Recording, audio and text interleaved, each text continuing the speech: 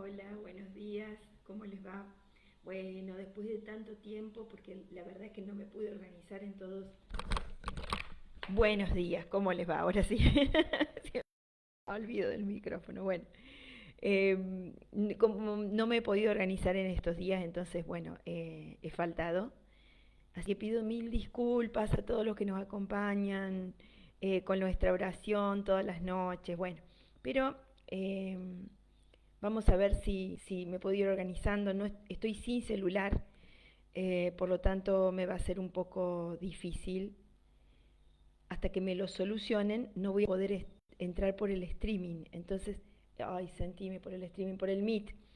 Entonces, bueno, vamos, quiero compartir hoy la meditación de la palabra que nos propone la liturgia, que es del libro de los Gálatas, capítulo 5, versículos 18 al 25.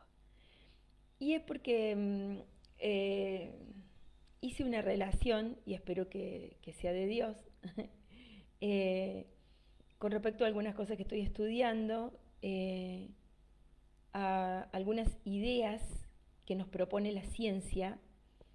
De hecho, la estamos viendo en epistemología, sobre el estudio, el análisis del vínculo y de la relación mente-cuerpo, mente-cerebro-cuerpo, cerebro relacionado al cuerpo también, en el vínculo con la mente, con el entorno, con la dimensión social que adquiere nuestra experiencia de vida y que repercute en esa interacción con el cuerpo, la mente y el cerebro. La mente y el cerebro y el cuerpo. Bueno, en fin, vamos a ver un poquito de qué se trata esto. Porque cuando uno los escucha a los científicos dice, epa, no somos más que animales. Y entonces, la verdad que cuando la primera vez que escuché eso me dio como una impresión tremenda y después fui comprendiendo cómo nuestro cuerpo, cómo eh, los científicos, la ciencia psicológica ha usado mucho a los animales para poder comprender qué era lo propio nuestro, lo naturalmente nuestro, ¿sí? A lo que nos, o nuestro como animal, ¿no es cierto? Como animal, como el animal humano, eh, y en donde el hombre, la diferencia en donde el hombre había evolucionado, eh, y que lo diferencia de los animales en su inteligencia, en sus sentimientos, en todas esas capacidades que son más propiamente humanos, y que digamos que el que vino a hacer la gran diferencia es el lenguaje. Es el lenguaje, es la palabra. Y yo digo, epa, la palabra. Somos creados a imagen y semejanza de Dios. eh, y el Evangelio de Juan en su comienzo nos dice que Jesús es el Verbo encarnado, la palabra que viene al cuerpo humano, que se encarna, ¿sí? Y se une, y ahí está nuestra imagen y semejanza de Dios. Y es lo que de repente hoy los filósofos de la mente, los científicos de la mente, lo que están estudiando, ese vínculo, esa relación y todo eso, eh, no logran comprender algunas cosas, y lo atribuyen a la evolución, a lo que ha permitido que el hombre evolucione y sea hombre y ya deje de ser un animal, que hay otros animales que no han evolucionado, pero de repente el hombre sí. Y el hombre es el que hace la diferencia porque es el ser más inteligente de la creación, de todo lo creado, que bueno, de todo lo que existe, podríamos decir, porque si hablamos de creación, estamos hablando también en términos religiosos, que competen a nuestra fe y no desde una perspectiva científica, porque para ellos nada fue creado. O sea, todo es naturalmente, tiene que haber un comienzo de alguna parte, por alguna forma.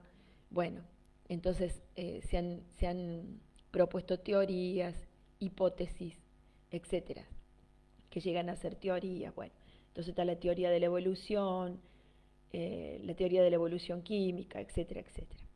Bueno, y como el hombre, el científico, no cree en Dios, al menos muchos de los que están estudiando esto, y al menos aquellos que nos han propuesto para leer en la materia, como no creen en Dios, entonces están pensando cómo se puede alcanzar la inteligencia en un robot, porque digamos como que tienen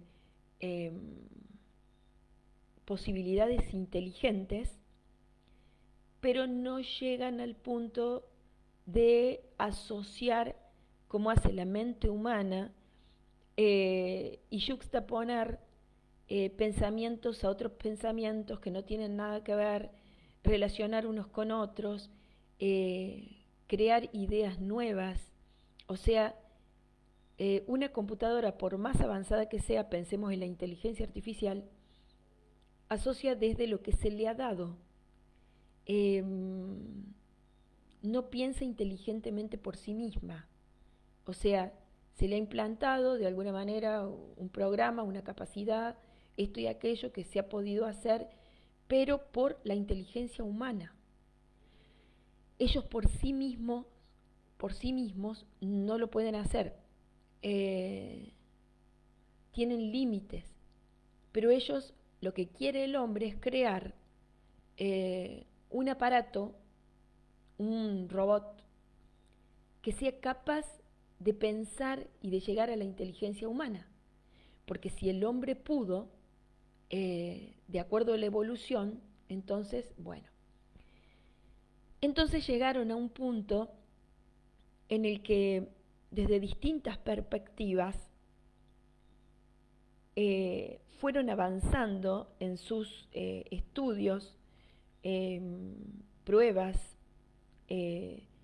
todo lo que hayan hecho, experimentos, para probar por acá, por allá, para ver los logros, hasta dónde podían llegar. Hubieron como dos perspectivas, ¿no? Una que es la de arriba a abajo, o sea, la de pensar con una especie de pensamiento cartesiano, mente-cuerpo, arriba sería lo superior humano, la mente, su capacidad de pensar, etcétera, etcétera, hacia abajo, para que el cuerpo responda. O sea, la mente que dirige todo, estudio la mente y hago funcionar el cuerpo y bueno, y voy pensando desde arriba para abajo. O la otra perspectiva que es de abajo para arriba, que es la que están usando hoy mucho más los fenomenólogos, que es una corriente filosófica también y científica, bueno, que es la fenomenología, que ellos no apuntan a entender la mente desde la mente hacia el cuerpo, sino desde el cuerpo hacia la mente, porque hay un aspecto que se integra, que es el vínculo y la relación social, la dimensión social que afecta al cuerpo y que el cuerpo envía esa información a la mente. Entonces, no es que la mente envía información al cuerpo, sino que el cuerpo la envía a la mente y la mente al cuerpo y así. Entonces, es un pensamiento, una perspectiva de abajo hacia arriba.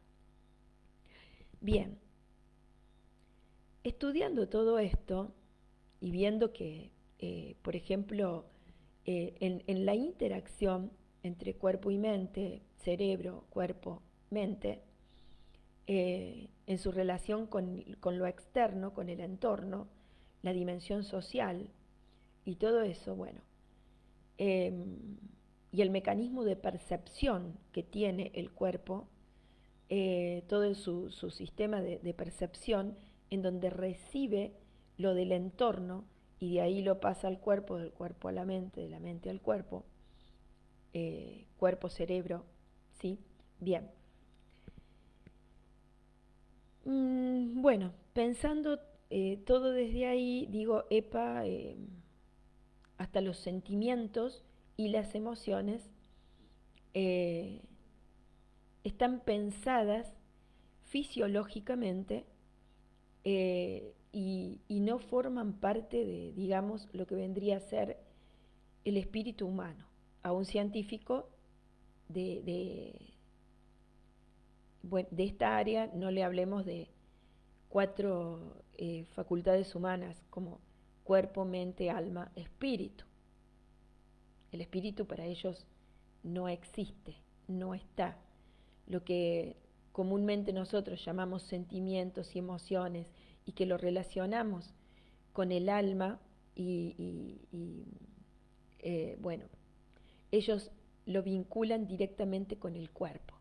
O sea, porque tal glándula, porque tal hormona, porque funciona de esta manera y toda la percepción del cuerpo cuando hay algo que no está funcionando, entonces digamos que repercute en el cuerpo de tal manera, bueno, y esos son los sentimientos y las emociones, que nos avisan de cuando el cuerpo de alguna manera está funcionando de una manera distinta a lo que sería la normalidad y nos están anunciando que hay un problema, un dolor, algo que es desagradable o algo que es sumamente agradable, como puede ser un sentimiento de placer. Entonces, sentimientos placenteros y displacenteros en realidad tienen su origen para ellos en el mismo cuerpo, porque es el cuerpo el que anuncia que está pasando algo que es positivo o negativo. Bien, entonces me preguntaba qué parte le toca, porque uno los escucha a ellos, los estudia, los lee y dice, epa, tienen razón. O sea, en muchas cosas tienen razón. Pero había algo que a mí me hacía ruido cuando estaba estudiando todo esto porque era nuevo para mí, y era el tema de la interacción. Eh, Nosotros sabemos perfectamente que somos una unidad, ¿m? Mente, cuerpo, alma, espíritu, somos una unidad. Y en esas distintas facultades en realidad interactúan, se relacionan, se vinculan, en donde una influye a la otra, provoca cambios en la otra. ¿Sí? Bien. Entonces, por ahí empezaba un poco la respuesta que estaba buscando, de acuerdo a las preguntas que me estaba haciendo. Bien. Hoy viene esta palabra, que es de Gálatas 5, 18, 25, y que me termina de dar la respuesta que estaba buscando. Escuchemos. Dice, hermanos, si están animados por el Espíritu, ya no están sometidos a la ley. Se sabe muy bien cuáles son las obras de la carne: fornicación, impureza y libertinaje, idolatría y superstición, enemistades y peleas, rivalidades y violencias, ambiciones y discordias, sectarismos, disensiones y envidias, ebriedades y orgías, y todos los excesos de esta naturaleza. Les vuelvo a repetir que los que hacen estas cosas no poseerán el reino de Dios. Por el contrario, el fruto del Espíritu es amor, alegría y paz, magnanimidad, afabilidad, bondad y confianza, mansedumbre y temperancia.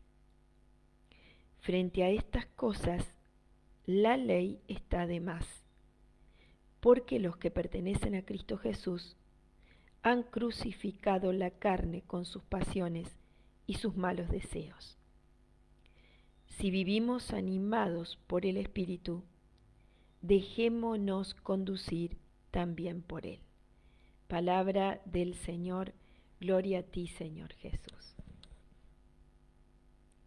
A ver, la lucecita que me llega es que las obras de la carne, lo que es natural en el hombre, vendrían a ser todas estas cosas que de alguna manera la llama aquí la palabra obras de la carne: fornicación, impureza, libertinaje, idolatría, superstición, enemistades, peleas, rivalidades, violencias, ambiciones, discordias, sectarismo, disensiones y envidias, ebriedades y orgías. En esa búsqueda del placer, porque el cuerpo siempre va a tender a buscar el placer, se va a encontrar con que estas obras de la carne, según la palabra de Dios, según el Espíritu, nos llevarían, digamos, a este tipo de excesos. Esa búsqueda del placer desmedida, en donde la persona, más que persona, el cuerpo, busca estar bien y entonces no mide lo que siente, sus necesidades, no tiene un control de alguna manera sobre aquello que busca en esa búsqueda del placer desmedida, aquello que busca para sí. Por supuesto que estamos hablando también de sentimientos, por ejemplo la envidia, etcétera, superstición, tienen que ver todos con, de alguna manera, un aspecto también del alma humana, que por ejemplo, bueno, uno no lo ve a lo mejor en un animal, haciendo esa comparación como la que hacía al principio. No sé si he visto animales que sientan envidia o animales que de repente se sientan tan mal que buscan estar ebrios, porque en realidad no lo pueden hacer en primer lugar porque no tienen la inteligencia suficiente como para haber creado algo así llamado vino, ¿sí? Pero sí han aprendido de la experiencia, aprenden algo de la experiencia. Si pasan en un lugar en donde se han caído, la segunda vez van a dar la vuelta por otro lado, o sea, lo van a esquivar. Son aprendizajes que tienen que ver dentro de lo que sus posibilidades le dan, donde el alcance que tienen. Bien, hay cosas a las que no llegan simplemente porque no pueden llegar, o sea, tienen un límite. Y por otro lado, también los seres humanos, como hijos de Dios, desde nuestra fe, nosotros sabemos que somos tentados y que todos esos excesos a los que podemos llegar, muchas veces llegamos a ellos por los impulsos, porque somos influenciados, buscando un placer mayor, que es lo que naturalmente buscamos. Entonces, desde una inteligencia propia, potenciada por una inteligencia superior, como la de los ángeles caídos, que vienen a tentarnos, es que también llegamos a ese nivel tan grande, tan alto, de pecado, de búsqueda del placer desmedido, en donde ya dejamos de pensar en el bien del otro para pensar solamente en nuestro bien. El que cree en Dios está animado por el Espíritu. Y el Espíritu de Dios es amor. Entonces, el espíritu del amor nos deja de alguna manera, nos corta esa posibilidad de pensar solamente en nosotros mismos. Ya no pensamos la vida únicamente desde nosotros, desde nuestro bienestar. Pensamos la vida desde el amor de Dios que nos habita. Él piensa en nosotros, Él siente en nosotros. Estamos animados por el Espíritu y en donde ese amor nos lleva a ver al otro como un igual a nosotros, y no solamente un igual, sino con los mismos derechos. Y que si yo busco estar bien, poder comprender desde mi inteligencia que el otro también busca estar bien. Y que en ese estar bien,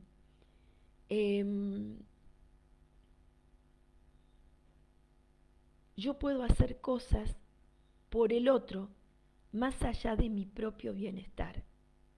O sea, el espíritu me hace ir más allá de mí misma para poder ver o sentir la necesidad de que al otro también le vaya bien, de que el otro necesita de mí, de que el otro, es como dice Jesús, animados por el Espíritu, pensemos en lo que nos dice la palabra. Toda la palabra de Dios va a ser una guía del Espíritu para nuestra vida. Y toda la palabra de Dios nos va a ofrecer la posibilidad de no pensar solamente en mi bienestar, en mi placer, sino también en el otro. Y el que el otro se sienta bien va a ser como una necesidad para mí. Que eso naturalmente el hombre desde su propia carne no lo piensa, no lo siente, pero el Espíritu de Dios sí nos guía por ese lado. Claro que los científicos van a buscar una respuesta a todo esto, por ejemplo, cuando ellos hablan del altruismo, un poco de lo que les estoy hablando. Para ellos eso es necesario porque necesitan de alguna manera de la aceptación de los demás, y esa aceptación de los otros y vivir en un contexto social que impone reglas, y esas reglas tienen que ver muchas veces con ese bienestar, y para eso necesito ir más allá de mí misma para acercarme al otro y poder darle al otro algo en donde yo me sienta contenta conmigo misma. Mi bienestar va a estar en hacerle bien al otro. O sea, le buscan la vuelta por todos lados. Pero nosotros sabemos que eso es porque el Espíritu nos guía. Veamos el mundo hoy. El hombre, si eso fuera parte naturalmente del hombre, entonces todos los hombres serían altruistas o tendrían gestos y actitudes altruistas. Pero no es así. Más allá de que el otro es un otro distinto a mí y de que va a tener una manera de pensar y de sentir, y en esa búsqueda del bien y del bienestar y del placer, lo va a hacer a su manera, que puede diferir totalmente de la mía. Bueno, la respuesta del científico de la mente, del comportamiento humano, lo va a encontrar todo una respuesta en cómo yo logro alcanzar el placer, el mayor placer, aún desde el altruismo o renunciando a mí mismo a ciertos placeres para alcanzar otro que es mayor y que me abre puertas por otro lado, como en una inserción social, en un reconocimiento, en algo que me va a hacer bien por ese lado. Toda la palabra de Dios, vuelvo a repetir, nos llama a ir contra la corriente. Toda la palabra de Dios nos muestra un camino en donde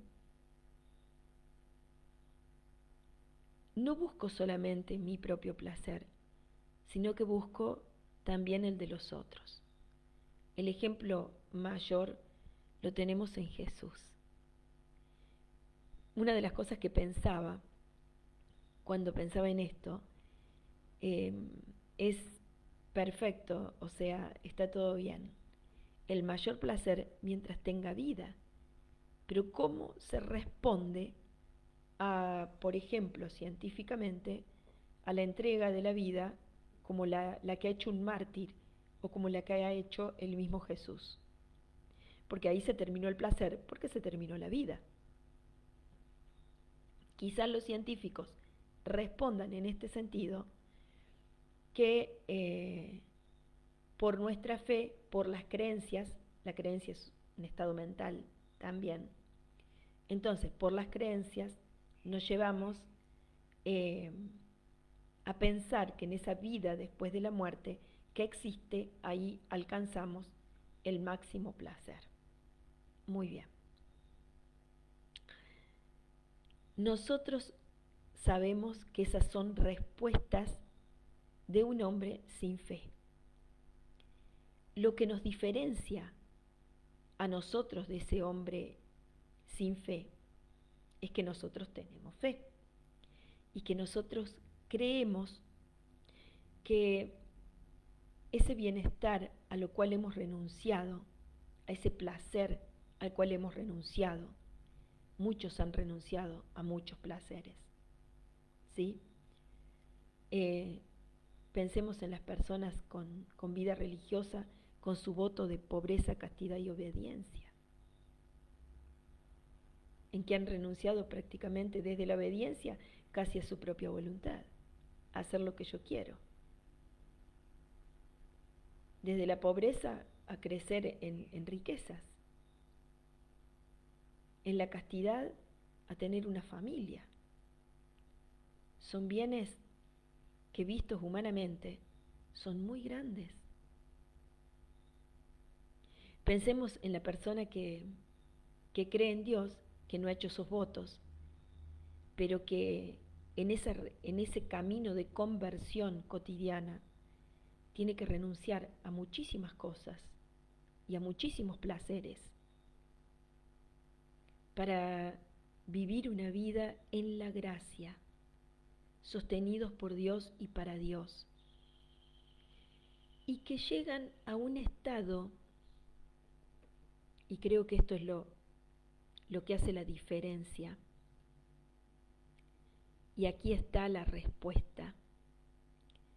Llegan a un estado aquellos que luchan por ser fiel a Dios, vivir en la gracia, ser sostenidos y animados por el Espíritu, llegan a un punto de felicidad y de amor tan grande ya en esta vida, a pesar de todas las renuncias que han hecho, y que el cuerpo no es lo que les pide, porque han renunciado a él. ¿Cómo se puede alcanzar ese grado de felicidad, de gozo, de paz y de amor tan grande a pesar de todo lo que, de todas las renuncias y renuncias que para el mundo son cosas que nos otorgan, son las únicas que nos otorgan bienestar y placer? ¿Se podría hablar de paz? No sé. Nosotros vemos el mundo hoy y el mundo está totalmente inquieto, tratando de ganar y de ganar y de ganar todo aquello que necesitamos para vivir. Pensemos, por ejemplo, en la Agenda 2030 y su finalidad escondida, en las enfermedades que supuestamente en el mundo han nacido de la nada, que sabemos que nacieron en laboratorios, que se dispersaron por el mundo. En toda la Agenda 2030, que incluye, por ejemplo, el ataque a la familia,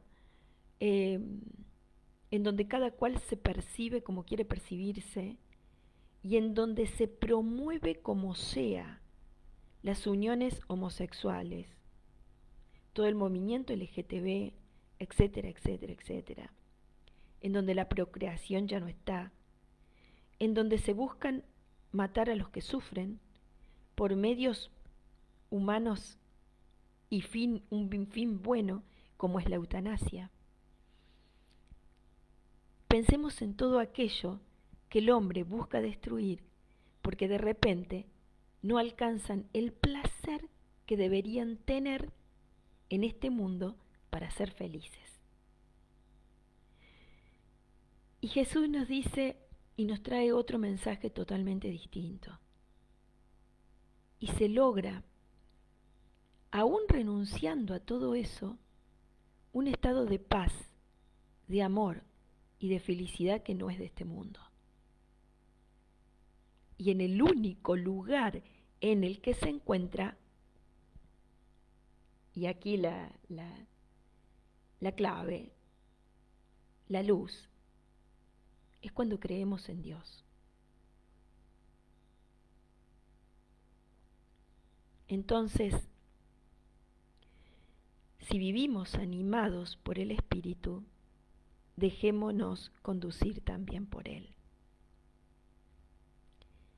Los que buscan el placer, el bien, y están asociados a tantos científicos buscando la salud, o en todo caso la enfermedad, científicos para hacer grandes bombas atómicas, misiles, para destruir el planeta y lograr sus objetivos, que supuestamente son buenos objetivos, tener gas para su nación, tener energía, tener más poder, a costa de tantos otros, matando, asesinando, robando. Eso es lo que nos da una vida sin fe. La diferencia es clarísima. Miro al hombre como un animal más, con una inteligencia superior a otros animales que no la está usando para bien,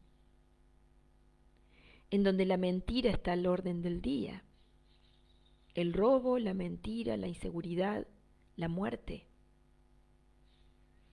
en donde para vivir bien necesito matar a mi hijo, el que está en mi vientre, en los vientres maternos, y en donde hasta incluso, más allá de la fe que algunos pueden llegar a tener, de creer en el Dios de la vida, justifican eso para el bienestar, hablando de bienestar, de la mujer que decide sobre su cuerpo, pero está decidiendo en realidad sobre dos cuerpos, porque mata un cuerpo.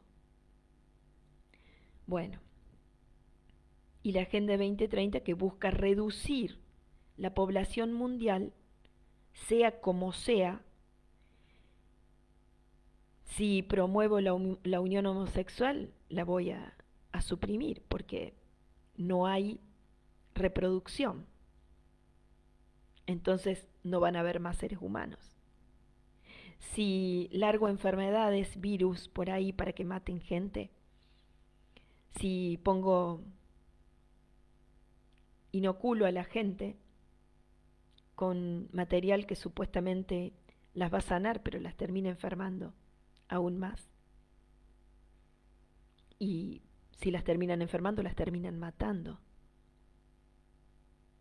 Entonces, eso es lo que cree la gente que se aferra a la ciencia con todas las mejores intenciones. La supervivencia del hombre, pero de algunos, porque algunos tienen derecho y otros no.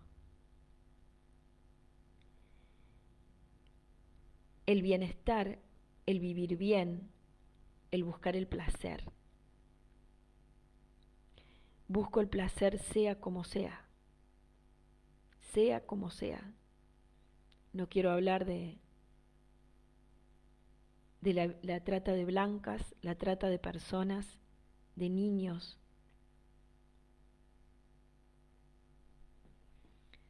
Y que se están buscando leyes en otros países, por ejemplo, para que sea legal la pedofilia, por ejemplo, etcétera, etcétera. Bien, el Hijo de Dios tiene otro camino. Su ley es una ley de amor y su ley va en contra de todo aquello que, aún buscando el bienestar del hombre, lo termina matando en su carne. ¿Él nos ofrece malestar? No. Nos ofrece el bienestar mayor, sublime, que cualquier ser humano puede aspirar en esta tierra. Una vida eterna de felicidad sin fin. Para que pensemos, si vivimos animados por el Espíritu, dejémonos conducir por Él. Porque nosotros, los que pertenecemos a Cristo, hemos crucificado la carne con sus pasiones y sus malos deseos. Hemos dejado libre, crucificamos la carne y sus malos deseos, pero hemos dejado libre al Espíritu para que obre en nosotros. Entonces, dejémonos conducir por Él. Esto es lo que yo entendí y a mí me sirvió, y quizás a otro también le sirva. Por eso lo comparto. Bendiciones y que tengan un hermoso día. Chao. Después grabo otra.